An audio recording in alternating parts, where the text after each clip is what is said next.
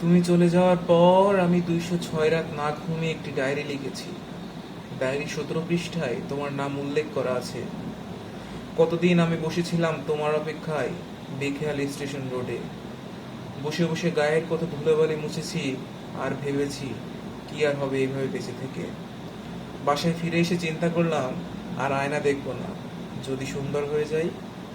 রাতে ছাদে এসে হীন আকাশের দিকে তাকিয়ে অনেক তারাবাতি গুনেছি, আর ভালোবাসার তানপুরা বাজিয়েছি এবং অস্পষ্ট কণ্ঠে বলেছি, সে আমারে আমার হতে দেয় না।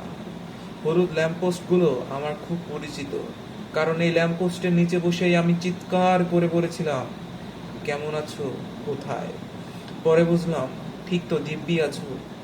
আজও আমি খোলা আকাশের নিচে উড়ে যাওয়া পাখির চোখের দিকে তাকিয়ে ভাবি, আসলে রূপকথা সে। আর সবকিছুই ছিল পবিত্র পাপ। এখন অন্ধকার ঘরে বসে বসে ভাবি, আমার একটা মানুষ হইল না যে আগাগোড়া জানবে আমারে। ভেবে ভেবেই আজ ছারপোকাদের মতো নিজের জন্য বেঁচে আছি।